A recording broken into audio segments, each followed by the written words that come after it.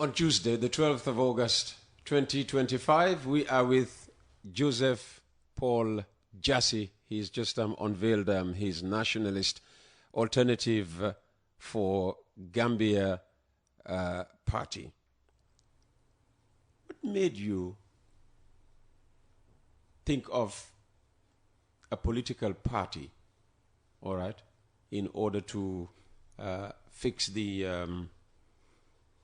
whatever is going wrong? Why couldn't you have joined any of the existing parties? There are so many parties. There must be one out there that aligns with your vision. I mean, you talk about your vision. Yes, there are so many parties, indeed. It's to do with principle. We know that it's expedient to join other parties, but we have learned from Barrow's fallout with the 2016 coalition, particularly the 3-year transition arrangement. It was not every party that was a part of the coalition.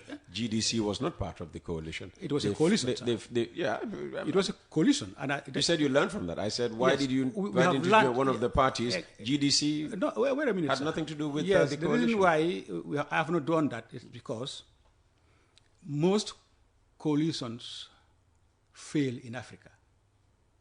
Not because they are bad, but because transparency principle are absent. And then, after the party is elected into power, divergent opinions arise on how to govern. Because, in the first place, the bond was of convenience, not of principle. So, if it is of principle, yes, I would have joined or bonded with one or two parties. But if it is for convenience... No, you're talking about coalition. I'm saying even before you formed the Nationalist Alternative for Gambia party, yes, when you decided all right, to go into politics, you could have looked around to see which party, all right, I have, satisfies your political, ambition, aspirations, whatever. I have. And you join it. I have. But joining a party just for the sake of it and throwing in a vote wouldn't suffice for me. You want to lead a party? I want to lead a party, and I am sure that... You can't just walk into a party and say, make me leader. Make me leader or make me a minister. Because that's what happened, in the case of Barrow and UDP. Exactly, sir. Wanted to be the flag bearer. They said, no, it doesn't happen that way. Exactly. So he walks away and sets up NPP. Yes. So even if somebody says, all right, Joseph, let's bond, I will say, if we bond on principle and based on a written understanding, I would say this bond will be on my terms. On your terms? On my terms, on the NAFGP's terms, not on anybody's terms, not on UDP's terms, not on GDC's terms, not on NPP's terms, but on my terms. I don't want to be a Man Friday for anybody. If you get now we're beginning to see why getting an opposition coalition will really be quite a big test. Untenable. Quite a big test. It will be a big test, sir. And we are happy and acknowledge that so many parties are coming up. And some pundits say, oh no, the political milieu is crowded. Isn't it? It is not crowded, Peter. Oh. It is our democracy which is waking up.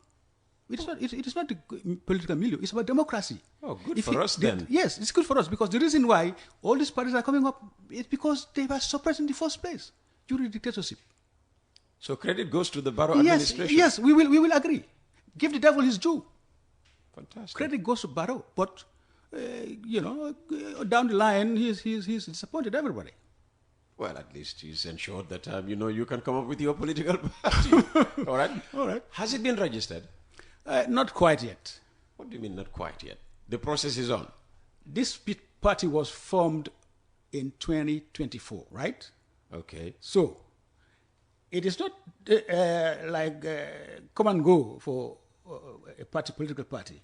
You have to, like I said, you have said also, do the groundwork properly. Research and explore and analyze and diagnose all of the ills of this country.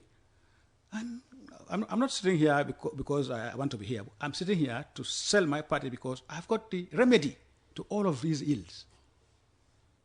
So let me have the remedies, let me have the ills, remedies, and then I'll face the people and say, look, these guys are joking with us.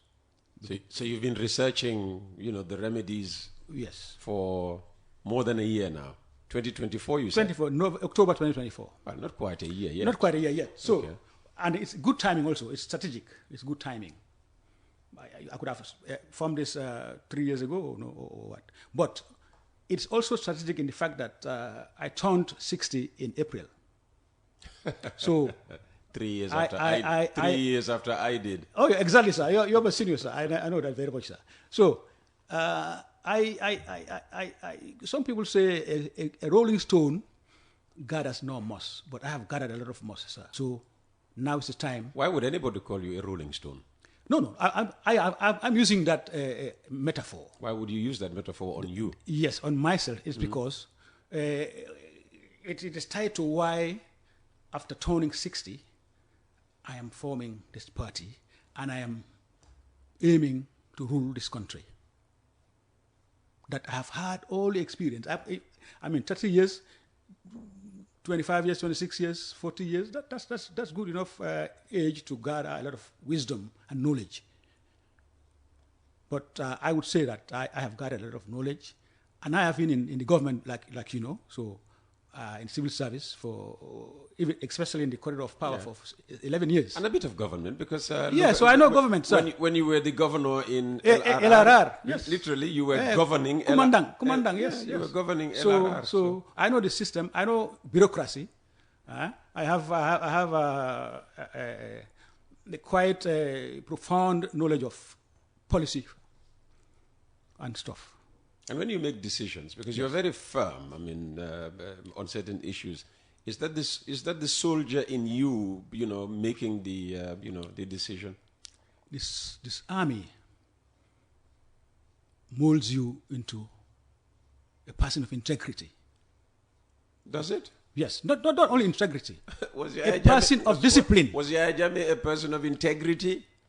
The time that I knew Yahya Jammeh, up until he became the chairman of the FPRC, I didn't know him quite well.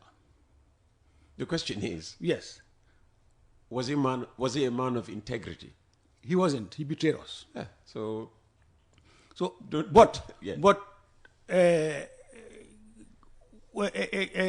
one part does not make a whole. That is correct. All right. So, Yahya Jammeh was in the army. He became a bagawaya, we call them in the army, the betrayer. So that's it. That's that, Mr. Peter. Okay. So the soldier in you is what makes the decision. Yeah, it's my forte. Okay. Mm-hmm. Have you got the $1 million required for presidential election? And when you register the party, how much would you need? Another million? No, sir. It's not me, Peter. Who has $1 million? Well, it's the party and you and I. It's not me, sir. Me and you? How? Yeah. Well, I'm so neutral as you are. You vote, don't you? I do, yes. Exactly. So why don't you vote for me? That's what I'm saying. Are you canvassing for my vote now? If you say so, sir. This is history. Nobody has done on air. You are a citizen, sir. Okay. Have you got the number of registered voters to back your application? I will have, Peter. I am from a local background, I've got people behind me. You're only being hopeful. You have. I will. I'm saying I will. Not. I hope I will. Yeah. I will. I'm 100% sure that I will, because they are waiting.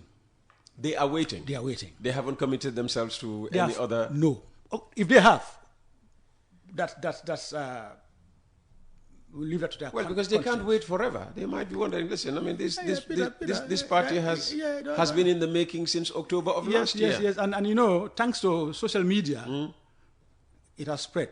It has covered a lot of ground. And who's supporting you the most? The youths, old people like ourselves. You know, old people like you and me. Sometimes they're sitters on the fence. But we are banking on the youth. Okay, so tell us about your party structure. So you are the leader? I am the leader and founder, but I may not necessarily be the flag bearer. You know, like I said, I'm not here to hoard power like others do. Once you are leader or founder, and then you stay there for 3 decades or so. What are your plans? When will you quit? When I'm 65 years old. Okay, so yes. If I win, when I win this election. When, not if. Not if. When. So participation in 2026 is guaranteed. Guaranteed. Okay. Yes, sir. And if you want to run this country, yes, sir, you'll have to run as a presidential candidate. So exactly, it can be taken for granted that Joseph Paul Jassy will be the NFGP presidential candidate. If you say so, sir. No, I'm just basing it on your logic. Exactly, I will. I will lead and I will govern. Have you started meeting people? I mean, the voters. Have you had a meeting yet? If you say the voters, sir, it's the people who vote. It's 2.8 million people.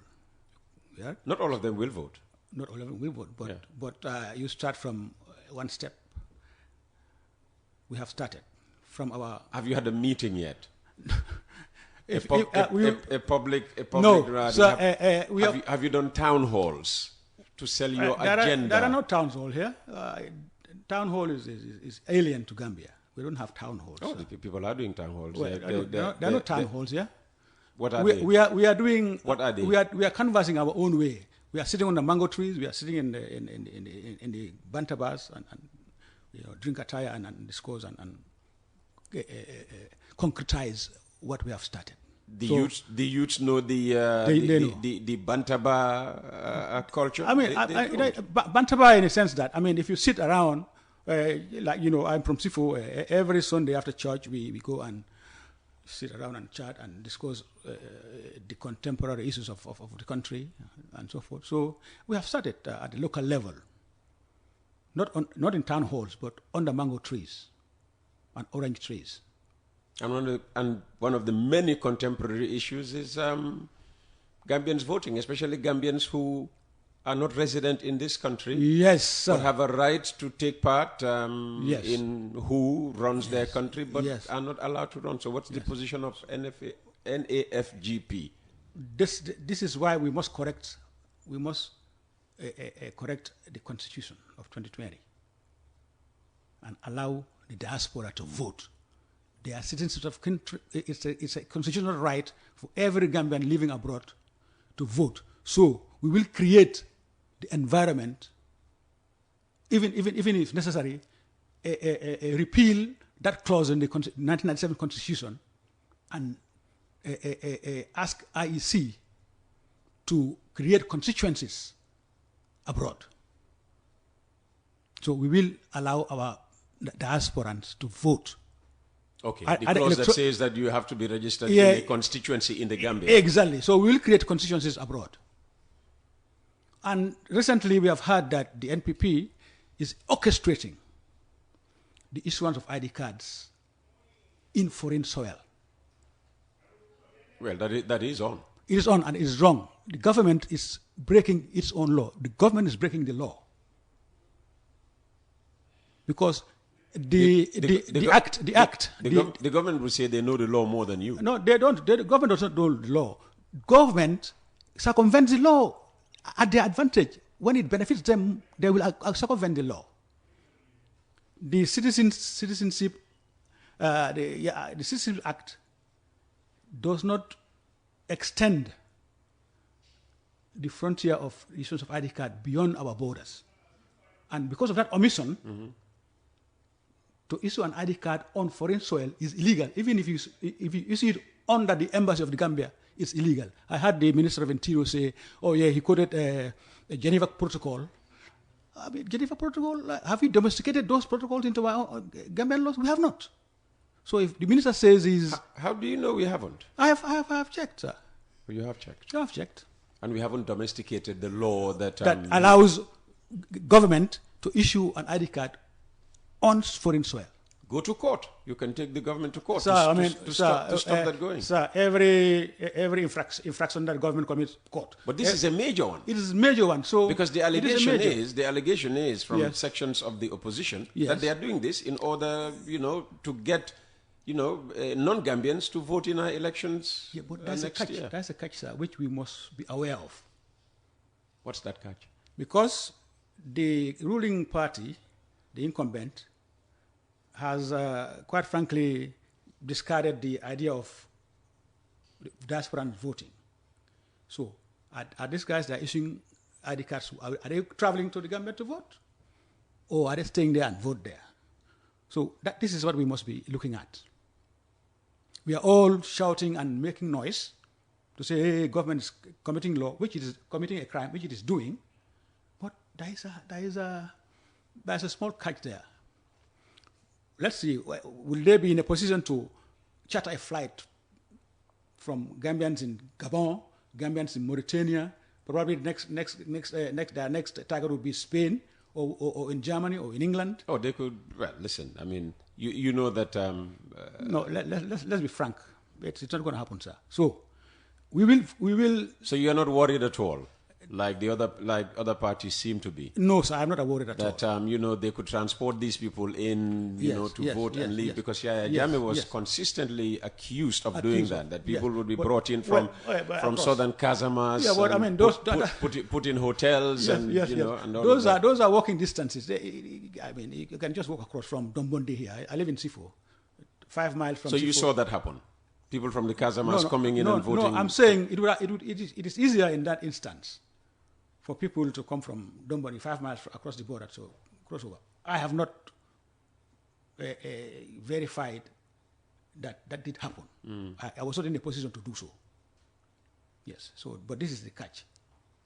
Okay. So, So as far as you're concerned, even though they are violating, the country's laws, yes, but they can issue as many ID cards. It is to their own cost. But we will take them to account for spending all of this money, paying per diems and so forth for these a cohort of immigration officials to travel and issue ID cards. And they have not been doing that in the matter of passports. So this is our. Well, they've started in Spain. They are issuing passports in our embassies abroad do issue passports. Not issue, but they send them here for renewal and so forth. So that's our viewpoint, sir. So alongside the ID card issuance abroad, passports are also being issued abroad. That doesn't worry you? It worries me, sir. The passport. The passport, not the ID. Not the ID. Okay. The passports, under normal circumstances. Now that we have technology. You could easily, renew a passport.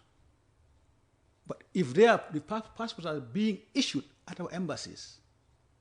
No, the enrollment. How do you mean enrollment, sir? Like that's where you go and give your request, details and whatever, details and submit your application and whatever. Your ID card. Yeah, the passports, according to the explanation, are printed here. And then maybe they'll be sent to the embassy. I am not too sure. And I think it's the same with the ID cards. I'm not too sure about this. Well, that's the explanation I'm giving you. The explanation we got. You got from reliable sources. Yes. Well, from the officials themselves. All right. Okay. In the case of the passport, the contracted company that is doing the printing. Yeah, I'm sorry. It must be out of convenience, but the problem I am foreseeing is that who is it to authenticate these applications. If I am in Spain and I apply for a passport and I just walk across into our embassy and say, I want a passport, and then bam, there's a problem there. So I, for one, would not entertain the issuance of passports abroad in our embassies. I will not entertain that one, sir. Why would you want to, join the race when Barrow, according to him, is already sure that he will win no less than 75% of the vote next year? I mean, that leaves you scrapping for less than 25%. Yes, you are right. With other parties. There's a Mandinga saying, "Mo kafo ala borore tiu tiu." Each one blows your own trumpet. No, you won't get anybody to blow your trumpet for you. You blow your own trumpet. So if Barrow blows his own trumpet, he has every right to do so. Yeah. In the meantime, we are going to ensure that he has no air to blow his trumpet. And how do you intend to do that? By joining the race and winning how much of the vote? Historically, political upstarts do stand chances of winning. We have that in history books, that an upstart first time in the stage, he goes up top and wins the race. Don't forget that UDP was once an upstart. Doi was once an upstart. And where are they now? And they've been, that's what I'm saying. They've been here decades. They're yet to win once. Yes, because I'm not pointing fingers at any one individual, but because of their attitude. I mean, the character of these parties. What's wrong with their character? UDP has an aggressive character. They have got good people. They've denied that. Yes, they deny that. Well, I mean, yes, we make UDP. It's not UDP who makes people. You, Peter, I'm the person who makes you, or you make me. The society makes an individual. So if people say UDP is aggressive, they're aggressive. That's what it is. Well, they say it's only their political opponents that say that. No, I have seen UDP people who I was witness to one incident in Bakau. I can't remember which year, but Honorable His Excellency Dabo was walking with a crowd of people, a humongous crowd. And then if you hear this guy saying, "Ali Slobla, Maso Katale, Ali Slobla, Presango Sloka, Ali Slobla," Christ. So this is what. Well, to them, that's their president. It's the same. Yeah. When Jammeh was going around, I mean, that his guards were not pleasant, with other people. That's for a fact. That is true. That is true. But in my own humble opinion, that is that. I'm sure you have security. Say again, sir? I'm sure you have security. For what purpose, sir? Well, your NAFGP. I mean, when you move around, you don't have. Why would I have security? Or you don't need that? I don't need security. Even if I become president, we will do away with these 25mm caliber weapons and I don't know what they call them, missiles coming around after me whenever I go. We will stop all of that. It's not necessary in this country. No, sir. You know what? What we will do is we will empower the Gambia Armed Forces to be able to exercise their mandate, and within 100 days of our victory, we will waive the necessity of foreign troops being in this country. We will get economic parking. So you don't support the idea of economic? How many years? 8 years? 8 years in this country. Well, and you should know as a security exactly. man. So I know that. So when they they are redundant. They're redundant. Redundant. The economic is redundant. Economic has brought about the diminishing of our sovereignty and territorial integrity. But the army is very happy to work, with. Who would be happy to do with economic? Who would be happy? The army is not happy at all. The army is not happy. I'm not speaking for them, but I know that they are not happy because I was there before, and I know how it feels. This is a completely new army, completely different from the one you served in. Which new army?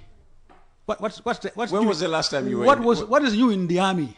Nothing is new. What was the last time? When was the last time you were in the army? In 1997, I was in the army. I resigned my commission in 1997, but I was permanent secretary for 4.5 years. And you think the same army you left in 1997 is the same army that is there What today? else? What else is there? The security sector reform. New personnel. Well, there are new personnel, of course, but those are the top. I know at the tip of my fingers. So those who are leading the army, I know very well. All right, listen, I can hear already my next guest on the program. Okay. In 1 minute, how would you like to conclude this conversation? It's just to say that I'll show you one thing, Peter. You'll have to read again? No, I'm not reading again. Okay. This is... Just hold it to the camera, yeah? Where's camera? Okay. This is National Alternative of Gambia Party's flag and emblem. Hammer and anvil. In Mandinka, it is Marto Ning Kura. This symbolizes our ideology. Why the hammer? The hammer. You know, rurally, one tool does not go without the other. So if you are looking at this, you combine the two. So wherever you have a hammer, you must have an anvil. Not necessarily. You know, a hammer and anvil serve a very specific purpose. It carves and it makes tools that we need necessarily in our homes. So this is our, and it also symbolizes strong will. Our government will be a government that has the power to enforce the rule of law. We are coming to revamp and clamp down heavily on corruption. This is the essence of the hammer and sickle. Hammer and anvil, excuse me. Yeah. And those will be your colors, red, green. This is bright green, fading into bright red, with hammer and anvil superimposed, where the bright green fades into the bright green fades into red. Fantastic. That's our symbol. Joseph, thanks for coming. Thank you, Peter. And all the best with your NAFGP. GP. Alternative. Do not forget the alternative. Nationalist alternative. Yeah, the abbreviation is NAFGP, isn't it? Yes. And not only to all of these, beje parties. Call them beje parties. All right. Thank you so very much. That was Joseph Paul Jassy of the NAFGP. Jar Oil. The company have filling stations across the country, and our rates are relatively cheaper than anyone else across the country. Jar Oil is the biggest producer and distributor of cement in the country with the most competitive prices in the market.